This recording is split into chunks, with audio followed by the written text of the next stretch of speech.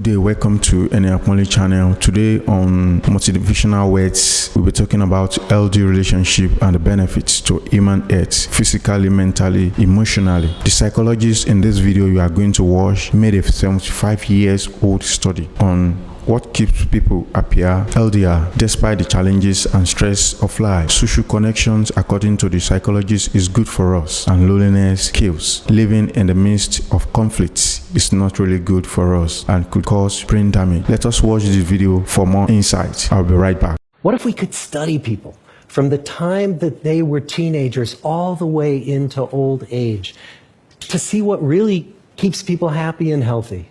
For 75 years, we've tracked the lives of 724 men.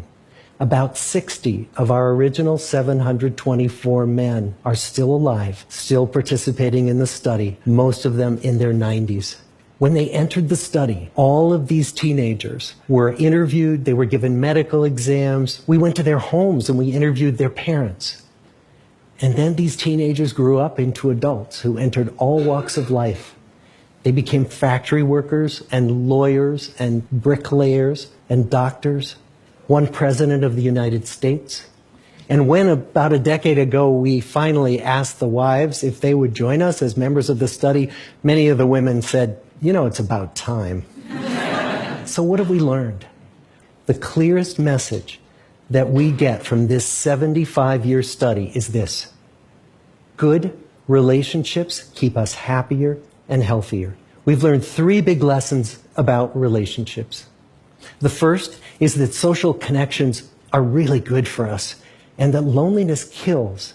It turns out that people who are more socially connected to family, to friends, to community are happier, they're physically healthier, and they live longer than people who are less well connected.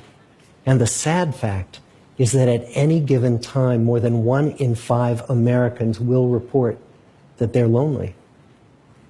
And we know that you can be lonely in a crowd and you can be lonely in a marriage. So the second big lesson that we learned is that it's not just the number of friends you have, and it's not whether or not you're in a committed relationship, but it's the quality of your close relationships that matters. It turns out that living in the midst of conflict is really bad for our health.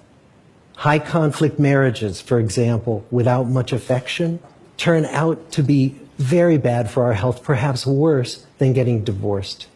And living in the midst of good, warm relationships is protective. And the third big lesson that we learn is that good relationships don't just protect our bodies, they protect our brains. It turns out that being in a securely attached relationship to another person in your 80s is protective, that the people who are in relationships where they really feel they can count on the other person in times of need, those people's memories stay sharper longer. So what about you?